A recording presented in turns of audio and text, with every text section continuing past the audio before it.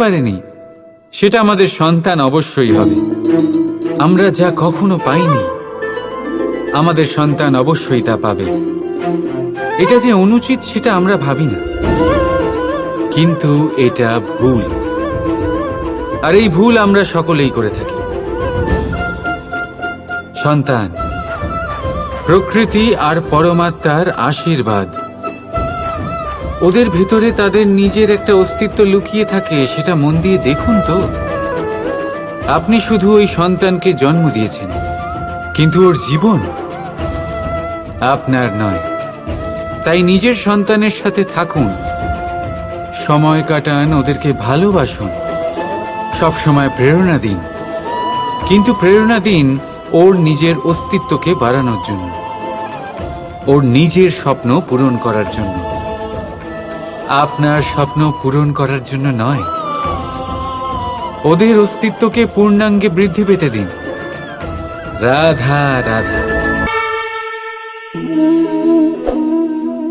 চলতে থাকা, থেমে যাওয়া, বিশ্রাম নেওয়া, তারপর দম নিয়ে পুনরায় দাঁড়িয়ে পড়া, আর তারপর আবার সেই পথ চলা। এটা জীবনের অভিন্ন এক অঙ্গ, এটার থেকে আপনি পালাতে পারবেন না। কিন্তু এই অঙ্গকে আপনি নিজের জীবনে কিভাবে প্রয়োগ করবেন, কিভাবে তাকে কাজে লাগাবেন, সেই সিদ্ধান্ত আপনাকে নিতে হবে। যারা হেরে যান তারাও জীবনে থমকে যান, আবার যারা জেতেন তারাও দাঁড়িয়ে পড়েন। যারা হেরে যান তারা হাঁপিয়ে দাঁড়িয়ে পড়েন, যারা জিতে যান তারা দাঁড়িয়ে পড়েন সেই সর্বোচ্চ স্তরে পৌঁছে গিয়ে। এবার দাঁড়াতে তো আপনাকে হবেই, তা হতেই হবে। কিন্তু কখন কিভাবে দাঁড়াবেন, ক্লান্ত হয়ে নাকি সর্বোচ্চ স্তরে পৌঁছে গিয়ে, সেই সিদ্ধান্ত আপনার।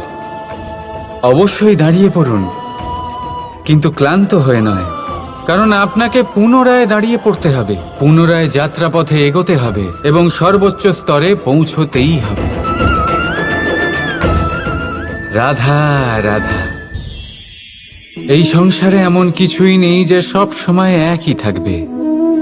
যা কিছু নির্মাণ হয়েছে তা একদিন অবশ্যই ভেঙে পড়বে, কিন্তু এই ভেঙে যাওয়ার বিশ্লেষণ আপনি কিভাবে করবেন তা আপনার উপরে নির্ভর করছে। ওই আকাশের দিকে তাকান, ওই মেঘ, ওটাও ভেঙে পড়ে, কিন্তু নিজে ভেঙে পড়ার সাথে বর্ষাকে তৈরি করে যায়। মাটির ডেলা অবশ্যই ভেঙে পড়ে, কিন্তু ব্যবহারযোগ্য মাটির রূপ নিয়ে। এই ধরিত্রীর বুকে কোনো এক বীজ যখন ভেঙে পড়ে, তখন ধরিত্রীর উপর এক বিশাল আকারের বৃক্ষ নির্মাণ করে। যদি জীবনে কিছু ভেঙে পড়ে, তাহলে নিরাশ হয়ে পড়বেন না, নিজের সাহস হারাবেন না। ধনাত্মক দৃষ্টিভঙ্গি দিয়ে দেখতে চেষ্টা করুন। মনে করুন নিয়তি নিশ্চয়ই আপনার জন্য আরো ভালো কিছু ভেবে রেখেছে, যা ভবিষ্যতে আপনার প্রতীক্ষা করছে। ধনাত্মক চিন্তা ভাবনা করতে থাকুন, তারপর দেখবেন শ্রেষ্ঠ রচনা নিজেই তৈরি হবে। রাধা রাধা। এই মুদ্রা, এবারে ভাবুন এটাই আমাদের জীবন, জীবনের সুখ আর দুঃখ। এই মুদ্রার, এই জীবনের দুটি দিক। কিন্তু যখনই আমরা ঈশ্বরের কাছে প্রার্থনা করি তখনই আমরা সুখ চাই, আর সেই সুখ আসেও। আর যখনই সে গেয়ে ওঠে অহংকার, আর সেটাই হয় তার পতনের কারণ। এবার এতে কি করা যেতে পারে, কি চাওয়া যেতে পারে ঈশ্বরের কাছে? এই প্রশ্ন অবশ্যই মনে আসে। ঈশ্বরের কাছে চান সুখ, শুধুমাত্র ততটাই যাতে অহংকার না আসে, আর দুঃখ ততটাই যাতে শ্রদ্ধা না চলে যায়। রাধা রাধা। জীবনে সাফল্য এবং অসফলতা আপনার বল, আপনার শক্তির উপরে নির্ভরশীল নয়, আপনার মানসিকতার উপর নির্ভরশীল। যদি কোনো ব্যক্তি দৃঢ় নিশ্চয় করে নেয় তাহলে সে কখনো হারে না।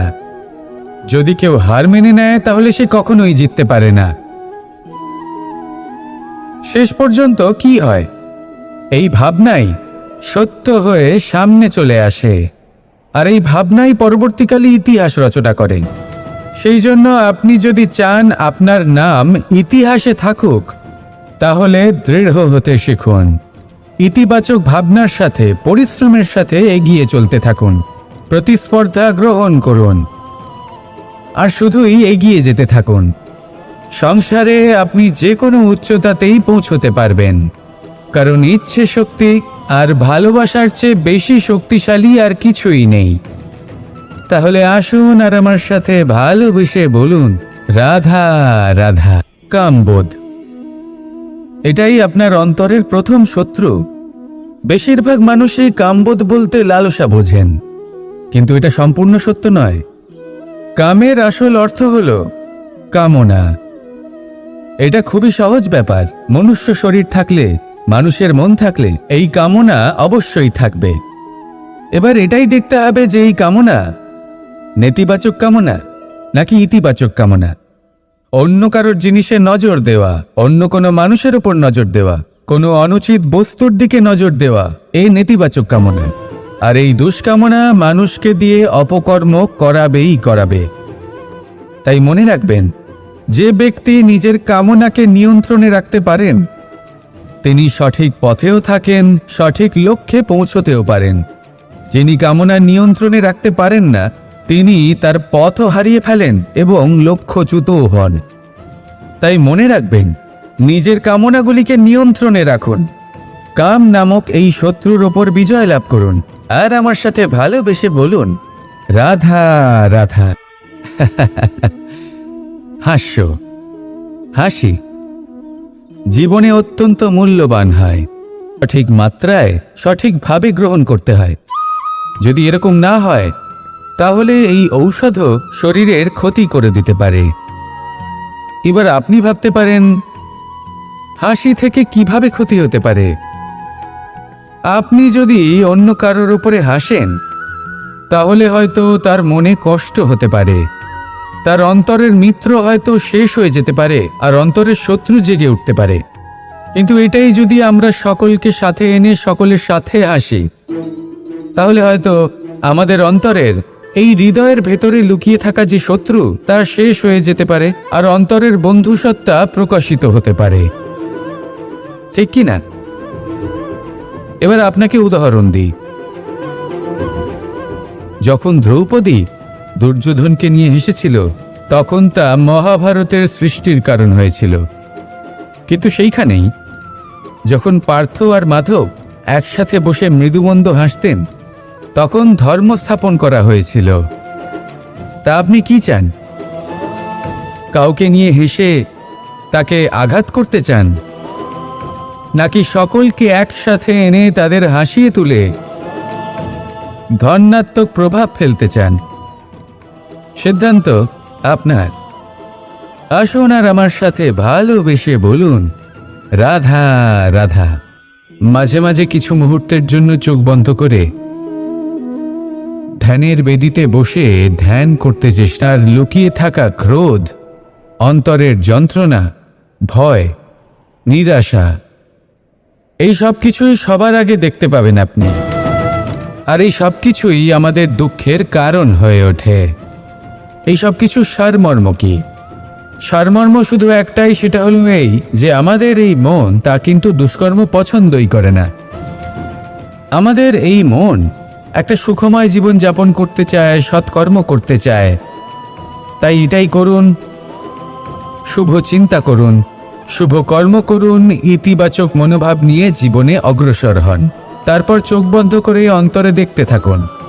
দুঃখের আভাসই পাবেন না। এই মন প্রসন্নতা এবং প্রেমের দ্বারা পূর্ণ হবে এবং বারবার বলে উঠবে, রাধা রাধা।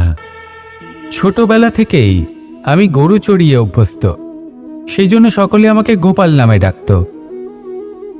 কিন্তু গোপাল হয়ে আমি একটা অমূল্য শিক্ষা লাভ করেছি। আমি দেখেছি যে গৌশালাতে অনেক বাছুরের মধ্যে একটি গাই তার নিজের বাছুরকে অবশ্যই চিনে ফেলে। যেখানে সমস্ত বাছুর একই রকম দেখতে এবং প্রত্যেকের স্বরও সমান। তারপরেও সকল বাছুরের মধ্যে নিজের বাছুরকে ঠিক চিনতে পেরে যায় এবং তার সাথেই থাকে। ঠিক এইরকমই কিছুটা হয় আমাদের কর্ম এবং তার কর্মফল। আপনি সবার মাঝে থেকেও কোনো কর্ম যদি করেন, সেই কর্মফল সবার মধ্যে আপনাকে চিনে ফেলবে এবং আপনার সাথেই থাকবে। তাই যখনই কর্ম করবেন ভেবে চিন্তে করবেন। কোনো কর্ম করার আগে একবার ভেবে দেখুন, তাহলে জীবনে বারংবার অনুতপ্ত হতে হবে না। কারণ বিষয়টা কিছুটা এরকম যে এই সংসারে আপনি কাল, কর্মফল এবং সময়, এই তিনের হাত থেকে কখনো লুকোতে পারবেন না, কখনো পালাতেও পারবেন না। আসুন আমার সাথে ভালোবেসে বলুন, রাধা রাধা। আভূষণ। কার না ভালো লাগে এই আভূষণ? আমরা পরিশ্রম করি, ধন অর্জন করি আর আভূষণ কিনে থাকি, কখনো নিজের জন্য, কখনো বা তাদের জন্য যাকে আমরা ভালোবাসি, বা তাদের জন্য যাকে আমরা সম্মান করি। হয়তো সেই জন্যই সীতা চূড়ামণি ধারণ করেছিলেন এবং আমি সামন্তকমণি। কিন্তু এটাই কি সেই প্রকৃত আভূষণ যা আপনার মূল্য বৃদ্ধি করে? না। শ্রীরামের আভূষণ হল ওনার নম্র ভদ্র ব্যবহার। মাতা সীতার আভূষণ হল ওনার সততা, ওনার নিষ্ঠা, ওনার ত্যাগ। অর্জুনের আভূষণ ছিল ওনার একাগ্রতা। রাধার আভূষণ ওনার প্রেম।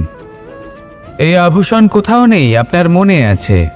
যদি আপনার মনে মিষ্টতা থাকে, তা শান্ত হয়, তাতে সততা থাকে, নিষ্ঠা থাকে এবং প্রেম থাকে, তাহলে আপনার অন্য আর কোনো আভূষণের কোনো প্রয়োজন নেই। আপনি যতই ভিড়ের মাঝে থাকুন, আপনার ঔজ্জ্বল্য চোখে পড়বে। আসুন আর আমার সাথে ভালোবেসে বলুন, রাধা রাধা। সুখ এবং দুঃখ, এই দুই হলো আমাদের জীবনের অবশ্যম্ভাবী এবং গুরুত্বপূর্ণ অঙ্গ। আমাদের সকলের জীবনে কখনো সুখও আসে, আবার কখনো দুঃখও আসে। আমরা সবসময় ভাবি আমরা কিভাবে সুখ লাভ করব, কিভাবে আমরা দুঃখ থেকে দূরে থাকতে পারি। আর এই জীবনে যা কিছুই ঘটুক না কেন, সেই সব কিছু আমরা সুখ এবং দুঃখের মাপদণ্ডে মেপে থাকি। এবার এখানে একটা ছোট্ট বিষয় আছে। এটা ভেবে দেখতে হবে যে কে আসলে সুখী ব্যক্তি। সুখী ব্যক্তি হলেন তিনি, যিনি নিজের জীবনে নিজের কর্মের বিশ্লেষণ করে থাকেন, সেই বুঝে পদক্ষেপ নেন। উনি কি করতে চলেছেন সেটা উনি জানেন। আর যদি ওনার কোনো দোষ থাকে বা ভুল থাকে, তাহলে সেগুলো শুধরে নিয়ে এগিয়ে চলেন। সেই জন্য উনি সুখী হন। অন্যদিকে যে ব্যক্তি দুঃখী, তিনি কি করেন?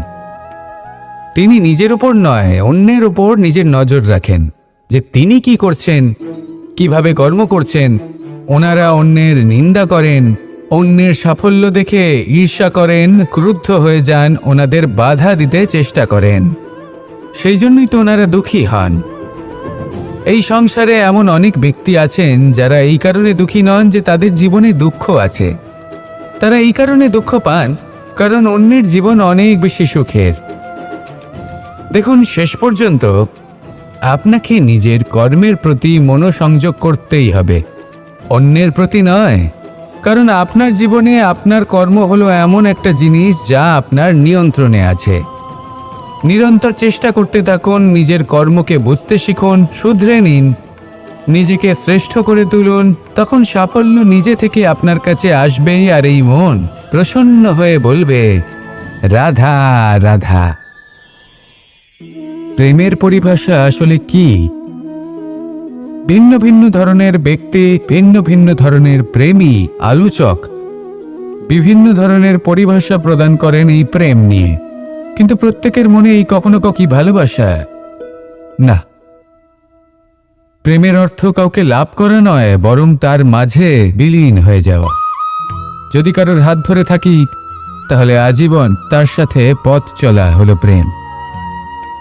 প্রেম শুধুমাত্র সেটা নয় যা প্রেমী আর প্রেমিকার কেশদামে মালা বেঁধে দেয়।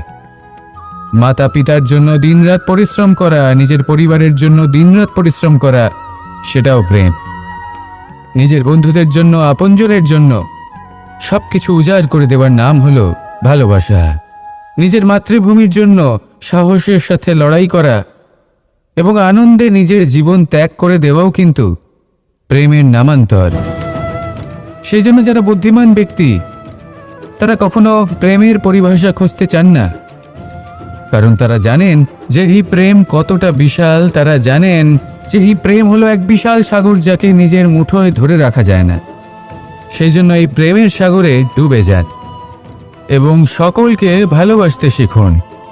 যদি সবাইকে ভালোবাসতে পারেন তাহলে তাদেরও কল্যাণ হবে যারা আপনাকে ভালোবাসে, তাদেরও কল্যাণ হবে যাদেরকে আপনি ভালোবাসেন, আর আপনারও কল্যাণ হবে। আর তখন এই মন ভালোবেসে বলবে রাধা রাধা।